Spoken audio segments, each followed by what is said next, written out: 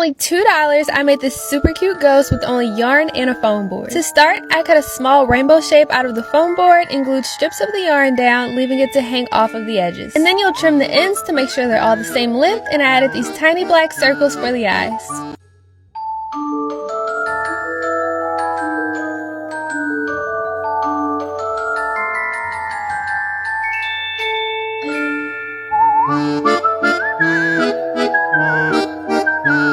Who's that creeping through my window?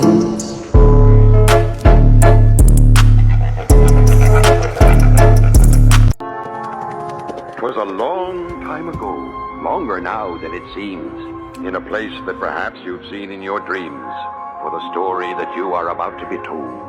Are you obsessed with Pottery Barn but not their prices? Today I'm recreating this $200 candy bowl with things I found at Dollar Tree. You can make whatever size you want, but I went with the small candy bowl in this size skeleton. You'll glue the skeleton to the bowl and fix the body parts however you like, and once it dried I just spray painted it this metallic color and then added a little bit of texture by rolling a ball of saran wrap up and dipping it into black paint, and then added black texture all around the bowl. It came out so cute and you can place it however you want. Why spend $250 on a candle holder when you can spend $2.50? I went to Dollar Tree to see if I could find similar materials for a cheaper price and to see if I can make it at home. First, let's build the base with these dollhouse pieces and chipboard.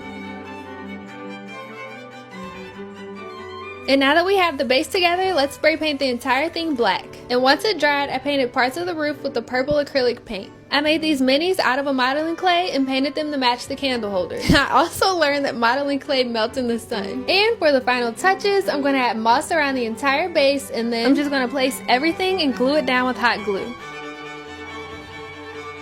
And here's the final look. So what's the verdict? I am an autumn. Interesting.